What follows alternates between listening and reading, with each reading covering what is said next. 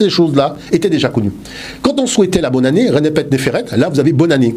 Justement, donc ce qui permettait aussi, en amplifiant, de dire Upchen Renepet Reneferet, c'est-à-dire que là on insiste sur le fait de souhaiter la meilleure vœu véritablement aux gens. Et on voit qu'il y avait déjà des cérémonies festives. Vous voyez, les cérémonies festives étaient déjà là et on avait déjà le vin, on avait déjà le foie gras, on avait déjà tout ça. C'est-à-dire que toutes ces choses-là qu'on regarde aujourd'hui ne viennent pas du monde occidental. C'est-à-dire que tout ça, c'est le monde africain et on a délocalisé, si vous voulez, l'économie africaine pour la transposer parce que prenons le foie gras. Et justement, j'ai une étudiante en Martinique qui va faire un travail de fond sur l'origine africaine du foie gras. On voit ici que le fait de gaver les oies, vous voyez, pour obtenir le foie gras, 2500 de l'ère ancienne africaine. C'est-à-dire que vous avez pratiquement 5000 ans d'histoire devant vous, et vous voyez que les gens faisaient déjà donc le foie gras en Afrique. Et les fresques murales sont là pour le rappeler. Au demeurant, aujourd'hui, sur la plupart des sites internet, on rappelle que c'est une tradition qui vient de l'Égypte, qui vient de l'Afrique. Et on voit ici que là-dessus, on ne peut pas tricher. C'est-à-dire que là, c'est clair, c'est net et c'est mathématique. Voyez. Donc ça, c'est important de pouvoir le souligner en montrant que vous avez des activités qui sont restées les mêmes entre le fait de préparer donc le foie gras autrefois et la préparation du foie gras aujourd'hui. Voyez, donc c'est quand même surprenant de voir que nous sommes à l'aube de 2019 et on découvre des choses. Bon, maintenant, loi festive, c'est quoi? Durant les fêtes de fin d'année, les anciens disaient qu'il fallait manger un animal à 2 pattes. Parce que c'est un événement solaire. Regardez le site CatoWeb qui dit que, vous voyez par exemple ici le sapin, vous avez l'étoile qui est au-dessus. Donc du sapin, de Sopédète, parce que effectivement, c'est une tradition qui vient du continent africain. Et dans l'image que nous avons, le site CatoWeb, qui est un site donc chrétien, on demande aux gens de manger l'oie lors des fêtes de fin d'année.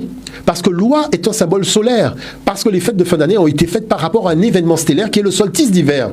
Le solstice d'hiver, c'est-à-dire c'est le moment où le soleil va être régénéré et va reprendre le pas sur les ténèbres. Regardez tous les magazines de nuit. Non, Jésus n'est pas né le 25 décembre. Donc c'est-à-dire tout le monde va chanter l'histoire de quelqu'un qui n'est jamais arrivé à ce moment-là. Est-ce que vous comprenez ce que je veux dire par là? Et vous avez ici l'évêque d'Arras qui dit, mais bien sûr, c'est volontairement que l'Église a placé les fêtes de Noël le jour du solstice. Regardez la fête païenne du solstice d'hiver. Le signe est magnifique, mais il était déjà magnifique pour les païens. Pourquoi on les a combattus? Les rayons du soleil sont au plus bas de leur déclin. Progressivement, le jour va s'imposer à la nuit. La lumière va triompher. Maintenant, prenons la naissance divine. Vous avez l'envoyé de Dieu qui va annoncer à la femme qu'elle va avoir un enfant divinement. Vous avez la naissance divine de l'enfant, mais c'est pas tout. C'est pas tout. Tout le récit de la naissance divine de l'enfant est déjà inscrit sur les temples de l'Égypte pharaonique parce que c'est une histoire africaine.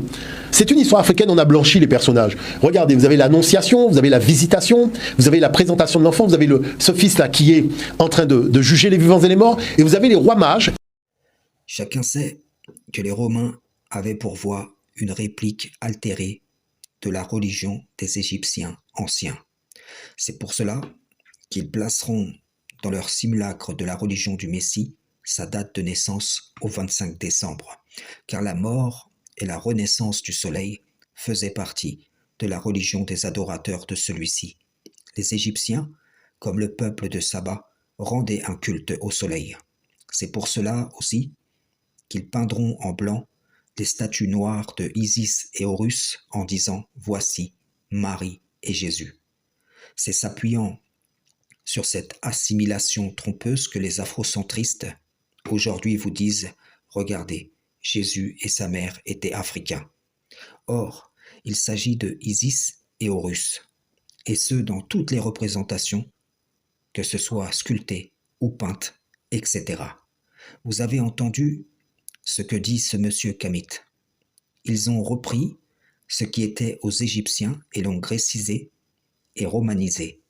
Moi, je vous le dis, ceci fait partie du dessein du diable banni, car en poussant les Romains à broder autour du message du Messie les éléments empruntés aux Égyptiens, ils placent dans le passé ce qui servira au futur pour africaniser les Écritures, pour donner une fausse identité africaine aux personnages des Écritures. Le Coran dénonce déjà les fêtes des Égyptiens, quand Moïse en son temps dira « Votre rendez-vous sera le jour de la fête ». C'est donc le jour de leur fête qu'Allah, par Moïse et Aaron, leur inflige une défaite mémorable. Si bien que les magiciens eux-mêmes se convertissent au Seigneur des Israélites. Les gens ne se rendent pas compte que la grande confusion calendaire a pour but de rétablir le calendrier du diable, le faisant passer pour le décompte annuel prescrit par l'Éternel. Frères et sœurs en islam, salam, shalom.